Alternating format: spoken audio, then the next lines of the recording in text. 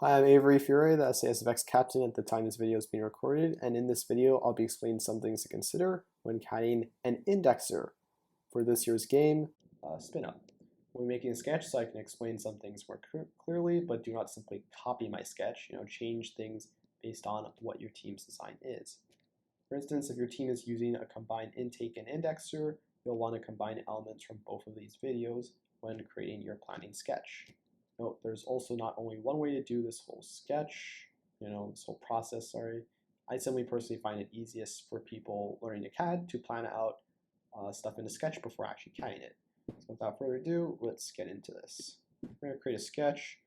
For the indexer, we're going to do a side profile. You could also do technically a top profile, and that would let you figure out other things, but I feel like the most complicated bit is this side profile. Okay. So side profile, we assume that we are already at an angle, right? I'm clicking tab to switch to the other value. You can click tab to switch between the two values when drawing any kind of shape or line, right? And let's say it's 40 degrees. Okay, again, you want to do this based off of your team's design. Okay, not necessarily only one way to do this. So in an indexer, then you're gonna have to put in, well, there's two different ways to do it. Either you have a bunch of wheels, okay, all lined up beside each other, or you use two sprockets, one here, and you put a chain across using the kind of thread, a chain thread that has flippers on it. So let's look at some things I'm talking about here. Go to motion, I go to tank thread. Okay, there's some of these different options with flap links on them. And they have these flaps that stick out, and that you can use those potentially to push the disk along your ramp in the robot. Okay. Other thing is, if you use a bunch of wheels, it's recommended you probably use, you would want compression because you're going to transition from wheel to wheel like this. And you also don't want to do like, one bar pivot arms in every single wheel. If you don't know what I'm talking about, just talk to your teammate that's CADing the intake. You can probably watch my other video on that. So instead, you probably want to use a flex wheel. So we go to motion, go to wheels. You want to use a flex wheel because a flex wheel is able to compress. Okay, it starts with a certain outer diameter, but it can get smaller because of the nature of the material used. It's rubbery, right? And so the diameter can decrease. So this can be pretty useful. Okay. In either case, you want to create your disk, just to get a sense. And I'm going to use a 3-point rectangle. I'm going to start here. Okay. And I'm drawing in inches right now because that's my default unit size. But I can click tab, or no, sorry. I can type a value by going, length of disk is 140 mm. So I type 140 and then mm, trying to change the units being used. And I want to draw this along the line. So I click down, and the height of this is 20 mm. Okay, I'm going to draw the ramp, extend it a bit. Okay, so now I got my disk on the ramp. Nice. Now, if your document settings are not in inches by default, you want to change that. Okay, you go here, unit type inches, you check mark it says default, and you click OK. Right. Apart from the disk, everything else you probably do in VEX CAD is going to use inch measurements. Right. This is the only thing that uses millimeter measurements so far, from what I can tell. Okay. So now the other thing I was talking about, right, was using chain links around a sprocket. Yeah, so you need to position these rollers or sprockets, and it's going to differ a bit depending on what you're doing. If it's a wheel, right, you're going to take a dimension between these two, the center of the wheel to, should probably dimension this to the ramp, so I'm going to click on the ramp line, right, I'm going to give it a dimension.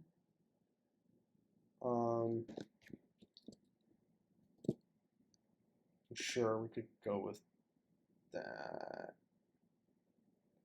Yeah. Okay, if this was a wheel, right, then you have to figure out what diameter wheel you're using. Okay, and if you're assuming you're using a flex wheel, your options are 1.625, that's usually too small. 2 inches, also kind of too small. 3 inches and 4 inches, both of those are viable options. Okay, so I could say this is 4-inch wheel. Okay, and then that dimension is obviously too short. So maybe say that's 2.5.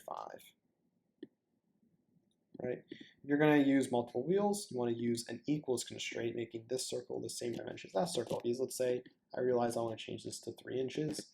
Okay, they both change. Okay, same thing for this dimension from here to this line. I want to click down here, and I click on the other dimension. Okay, this is parametric modeling. Okay, it lets you, make something based off of something else. So now if I change this dimension, I realize I want more compression. It moves both of them inwards. So that's great. Okay, if you're going to put in, a bunch of wheels, you have to consider one of two ways to connect this all together. First way is you just assume you have a C channel going across this way, right? And then you want to dimension the C channel to be a long distance, this distance, some kind of 0.5 inch multiple, so that the holes line up along the center. So that was around 5 inches, so we can make that 5 inches. Right, that's one way to do it. Another way is you assume your C channels are actually, horizontal and then vertical. Yes. Turn that off. Okay. So we're going to go here. I'm going to put my mouse there, move down so I can, line up with that point. Boom, boom. Okay. Right, and then in this case, you're assuming that along this dimension, it's going to be some multiple of 0.5 inches. I'm going to make this actually shorter, so I'm going to go 6. And because of that, right. Okay, this one gets a bit more complicated. Let's say I move it here. Okay, in this case then, given the nature of that this is 2.5 inches, your compression might actually vary a bit. Okay, so I'm gonna change this to 2.5. Okay, because you want this C channel, you want this to be a C channel, right? You also want this to represent a C channel, and they both have to be a multiple of 0.5 inches. That's more important than keeping absolutely consistent compression. So I'm going to change this to 5 inches, right? And then that's going to be, if I click I to use the measure tool, it's going to make this spaced off by not quite 2.5 inches, but pretty close. So you get pretty consistent compression. And you can also check from this point to this point, with that distance, 7.81 inches. Now, a potential problem with that far of a distance is when your disc gets to here, right, it's barely contacting the previous wheel when it starts contacting the next wheel. You don't want that. You want your disc, to continue transitioning up your ramp. So that's probably not too good. So let's change this to 5 inches and change this to 4 inches. All right. And then you can see it's, more comfortably transitioning between two. We can check this again. It's probably around, okay, it's 6.4. You have to think about, I'm going to leave it to you to figure out what kind of dimension you want. Now, advantages of doing your C channels this way is that it's easier to connect to drive base. Okay. Advantage of connecting your C channel the other way is you can keep consistent compression, right? But you have to figure out some way to, with given this C channel here, I don't know, 6, right? You have to find some way to keep this, you have to find some way to attach it at this specific angle. And if you have some wacky angle like 40 degrees, that's going to be a bit difficult to do to your drive base. Now this is possible by using custom gussets. And if you want to figure out how to do that, watch my video on gussets. Sorry, on plate sketching, I believe it's called. I will link it in the YouTube description for this video. Okay, so that's some things to consider. So that's the way you do it if it's wheels. Now, if it's going to be chain with sprockets, we actually have to do something. Okay, please follow these steps very specifically. Okay, we got some different sprockets to use. When using sprockets, we never use these low string sprockets here because the chains for those break very easily, and we don't have any of those parts because we know they're kind of bad. So we only use high strength sprockets. This isn't true of gears. Gears we can use low strength and high strength. Okay. What I'm going to do is open one of these files. Okay. And you want to make sure that we're going to have to do some changes to this file to check something, but you want to make sure that when you close the file, you do not save, because this file is shared with everyone else using this library. That's 40 people in VEX this year. Who knows how many more in the future? You do not want to keep this change there. Okay, we're going to create a sketch, and we're going to start on this surface of the black bit. Okay, and I'm going to click P, project. I'm going to click on that black bit circle. And I'm also going to click on one of these arcs here. I just need one arc. Okay, while using the project tool. I'll show that again.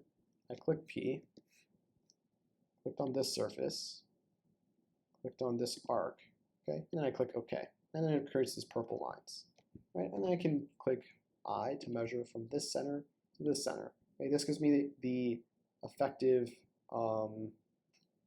pitch radius, it's called. Okay, and if we want to double that value, then we get the pitch diameter of the sprocket. Okay, so I can copy that clipboard by clicking on it.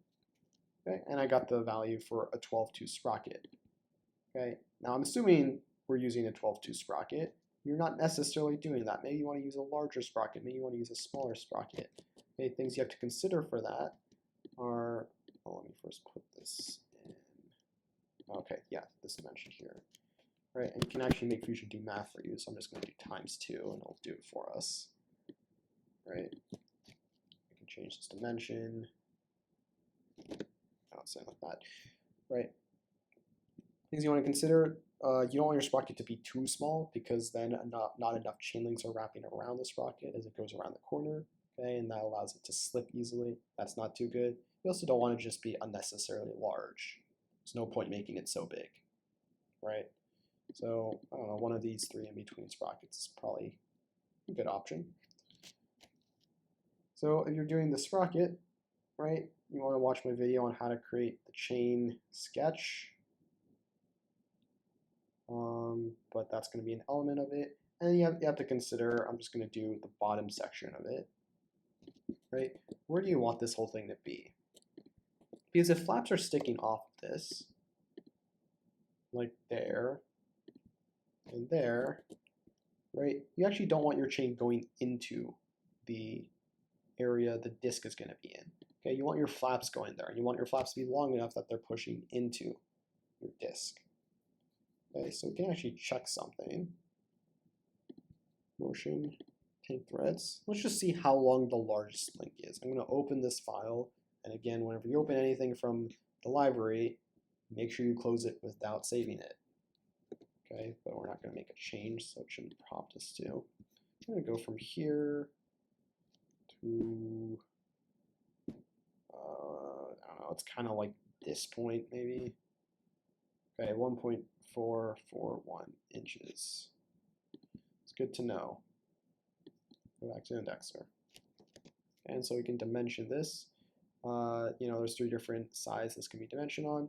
You want to do it on the actual length of the piece. Okay, so you have to move your mouse around sometimes to get the right dimension. 1.44 inches. So in this case, if we did this, right, your flap is actually sticking into the ramp. It looks like that, at least. But this isn't necessarily true.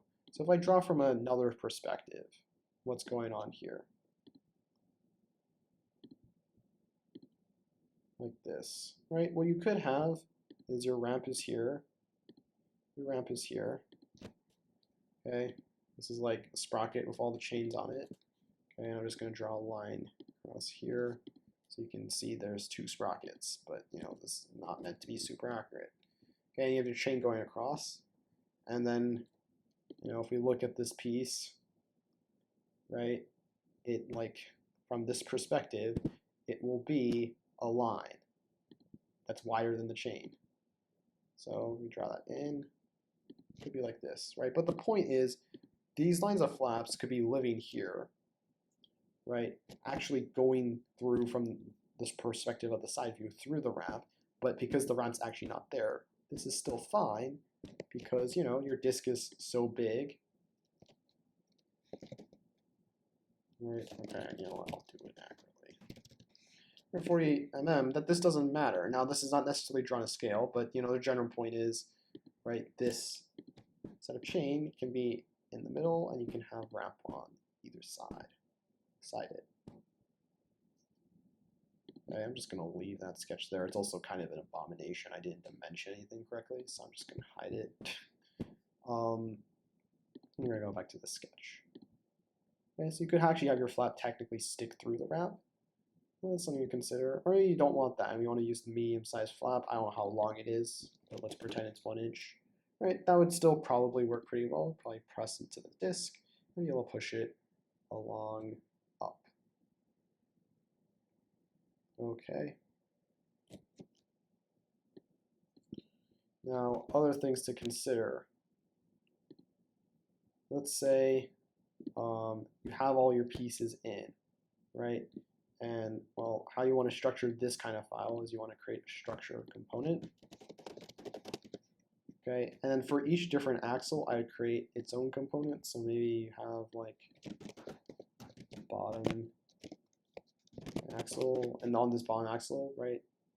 Maybe if you have multiple wheels, okay, you might have like, well, maybe 4 or 5 different axles, depends how many wheels you have. You're doing the Sprocket version, well, that's just 2 axles. Okay, I'm pretending you're doing the Sprocket version. Not necessarily the best choice, by the way. You make the decision.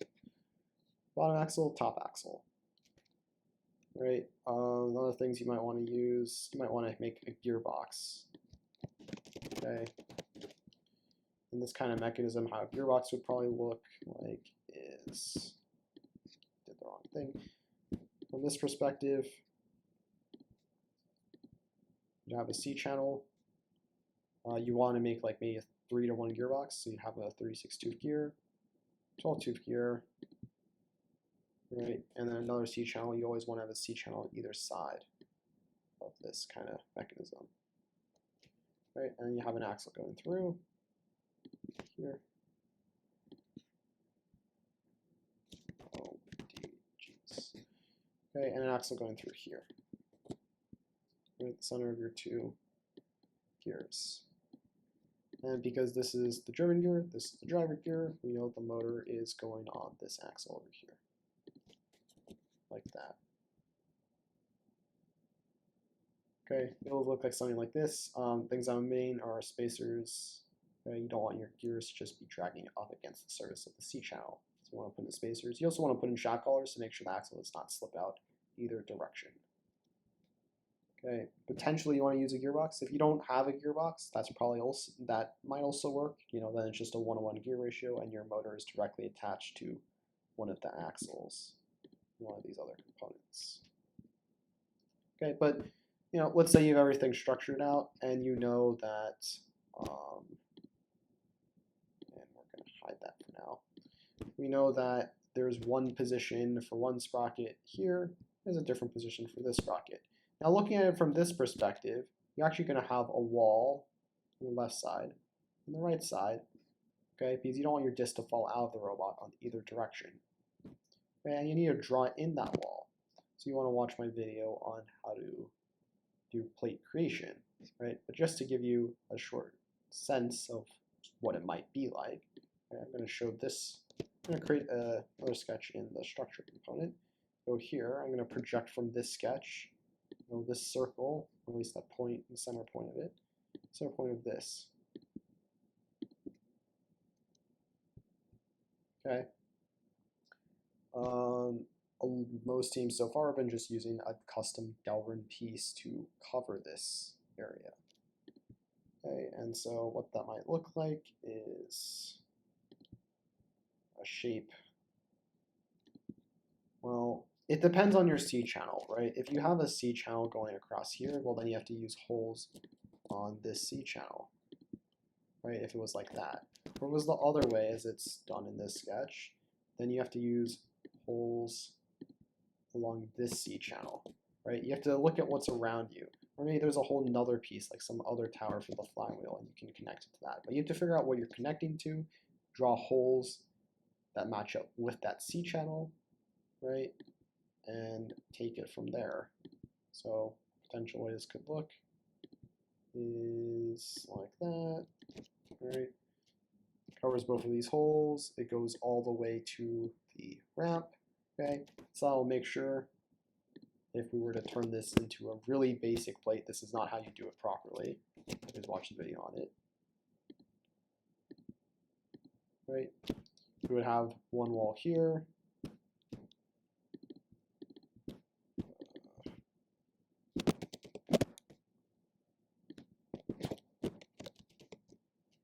And we'd have another wall other side.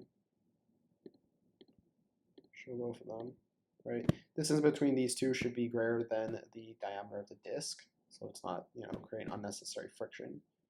I don't think I moved it correctly, but you'd have one wall on the left, one wall on the right. The bottom would be a ramp. The top would be, stuff we're seeing from this sketch. Okay, your two boards, right? And then there should be holes in this plate for where it's connected. All the corners should also be rounded so that it doesn't become a cutting hazard, okay, for people handling these plates. But that's all covered in the plate video, I believe.